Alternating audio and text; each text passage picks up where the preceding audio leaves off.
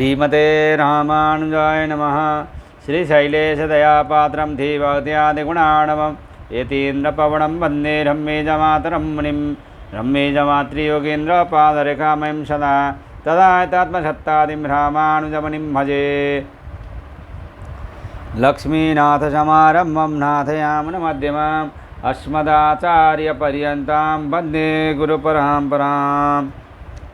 श्रीमच्छठार्यतिराजकृपावलम्बं सौम्योपयन्त्रिगगनाद्रिमुनीन्द्रभक्तं वेदान्तयुग्मविशदीकरणप्रवीणं रामानुजं यतिवरं गुरुमाश्रयामः। श्रीमद्काश्यपवंशमाद्यगगने श्रीचन्द्रवदभासितं श्रीमद्वेङ्कटनाथसेवनरतं बाणाचलोपासकं श्रीमदशोधनार्यकृपया सम्प्राप्य मन्त्रादिकं वन्देऽहं बुधवर्यमाधवगुरोः पादारविन्दं सदा।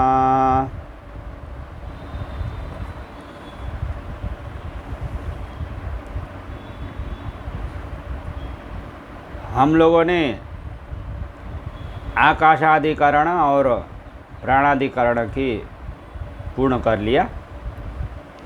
अब आज हम लोग ज्योतिराधिकरणम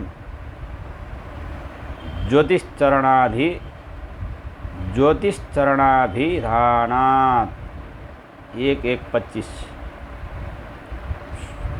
सूत्र में प्रवेश कर रहे हैं वेदांत सार में।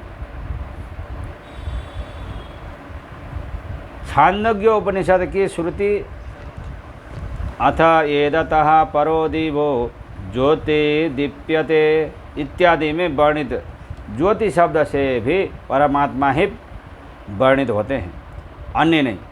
इस विषय का निर्णय प्रकृत ज्योतिराधिकरण में 4 सूत्रों से किया है। ज्योतिश्चरणाभिधानात् 1:1:25 अथ एदतः परो दिवो ज्योतिर्दीप्यते विश्वतः पृष्ठेषु सर्वतः पृष्ठेषु अनुत्तमेषुत्तमेषु लोकेषु इदं भाव तद्यादिदमस्मिन्नन्तः पुरुषे ज्योति छांदोग्य उपनिषद।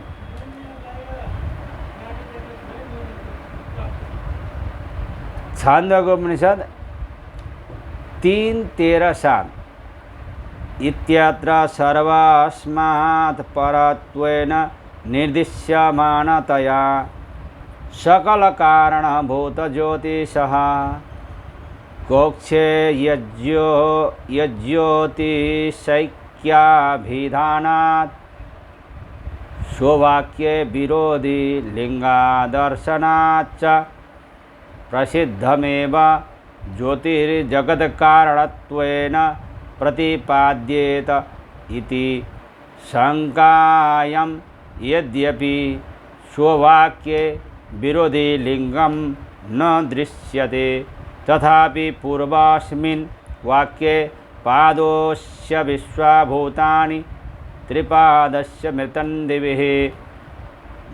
दिवि छांदोग्य उपनिषद 3:12 इति प्रतिपादितस्य सर्वभूतचरणस्य परमपुरुषस्यैव द्युःसम्बन्धितया त्रापि प्रत्यभिज्ञानात् स एव ज्योतिशब्देन सर्वस्मात् परत्वेन सकलकारणतयाभिधीयते।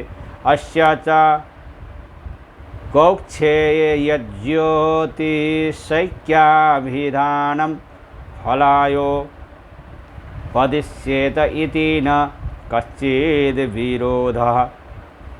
अखिल जगदेककारणभूतः परमपुरुषो प्राकृतस्वासाधारण दिव्यवर्णो दिव्यरूपस्तमसः परस्ताद्वर्तत इति तस्यैव निरतिशय दीप्ति योगा ज्योतिशब्दाभिधेयत्वं विश्वतः पृष्ठेषु सर्वतः पृष्ठेषु अनुत्तमेषु उत्तमेषु लोकेषु वासाश्च युज्यत एव।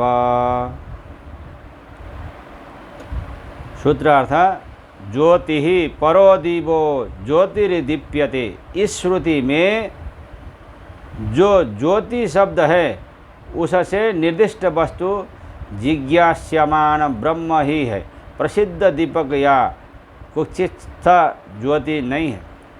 क्योंकि चरण अभिधानात उक्त ज्योति के चरण आदि की चर्चा वहाँ पर हुई है और प्रसिद्ध ज्योति के चरण आदि नहीं हो सकते। सारार्थ यहाँ ज्योति शब्द से निर्दिष्ट वस्तु प्रसिद्ध आदित्य आदि ज्योति नहीं है, किंतु परब्रह्म ही है जो प्रसिद्ध आदित्य आदि ज्योति से भिन्न एवं सर्वोत्तम दीप्त युक्त है। क्योंकि श्रुति में इसी तरह का प्रतिपादन किया गया, जैसे कि अथ एततः परो दीपो ज्योतिर्दीप्यते तद्यदिदमस्मिन्नन्तः पुरुषे ज्योति ही।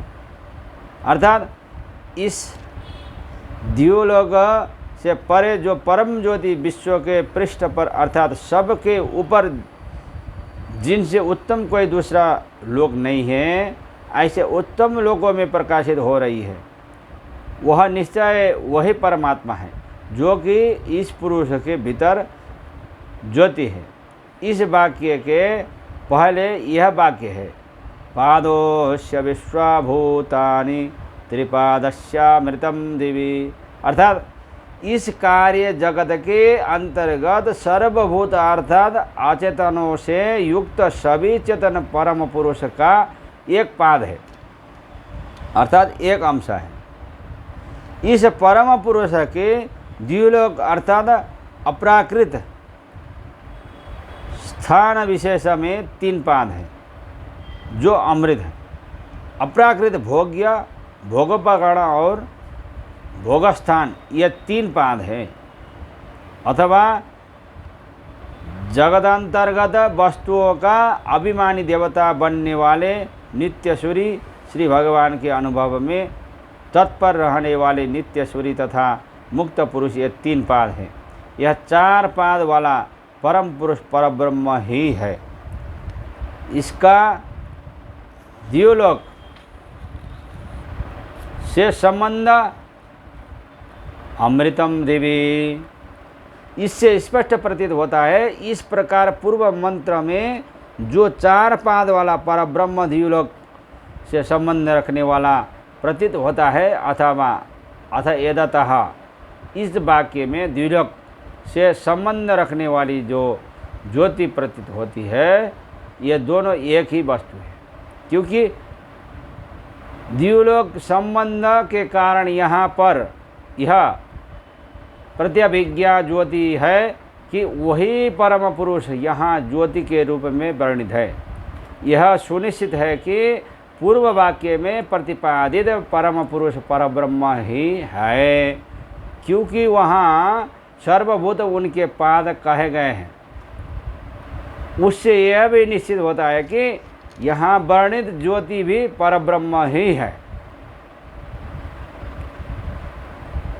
सर्वस्मात् परत्वेन, उक्त श्रुतियों में सबसे पर के रूप में निर्दिश्यमान होने के कारण सकल जगत के कारणभूत ज्योति से कौक्षय ज्योति उदर में विद्यमान ज्योति का ऐक्य, एकता, समानता का अभिमान होने से और उसके विरुद्ध कोई लक्षण न मिलने के कारण उक्त श्रुति में उक्त ज्योति शब्द ज्योति स्वरूप परमात्मा का ही वाचक है और परमात्मा को ज्योति शब्द से कहकर उसे ही जगत कारण बताया गया है।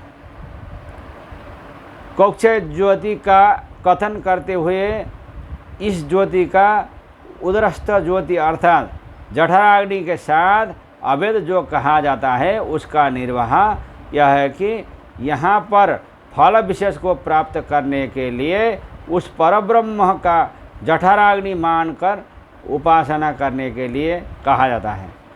अहम वैश्वानरो भूत्वा, इस गीता श्लोक से यह स्पष्ट है कि परब्रह्म जठराग्नि शारीरिक होकर इस शरीर में चतुर्विध अन्न का पाचन करता रहता है।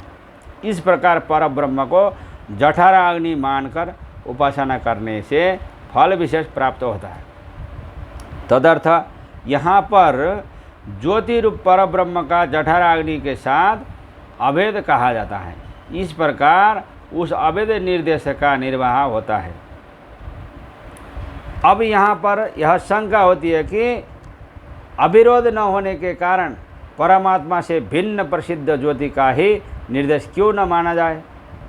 इस पर श्री भाष्यकार स्वामी जी कहते हैं, पादोस्य विश्वभूतानि, अर्थात एदतः परः से पूर्व मंत्र पादोस्य विश्वभूतानि में जो 4 पाद वाला द्युलोक से संबंध रखने वाला बताया गया है वह सर्वभूत चरण वाला परमात्मा है और वही द्युलोक से संबंध रखने वाली ज्योति होती है। ये दोनों एक ही वस्तु है, क्योंकि द्युलोक संबंध के कारण यहाँ पर यह प्रत्यभिज्ञा होती है कि वही परम पुरुष यहाँ ज्योति के रूप में वर्णित है। वही ज्योति शब्द निर्दिष्ट परमात्मा सबसे परे होने के कारण सकल कारण के रूप में कहा जाता है। इस कौचिया ज्योति से कथित फल विशेष की प्राप्ति के लिए है, अतः किसी प्रकार का विरोध नहीं है। समस्त जगत के एकमात्र कारणभूत परम पुरुष परमात्मा अपराकृत और अपने अनुरूप असाधारण दिव्य वर्ण दिव्य देह होने के कारण तमस से परे है। अतः वही परमात्मा निरतिशय दीप्ति योग के कारण ज्योति शब्द से कहे जाते हैं।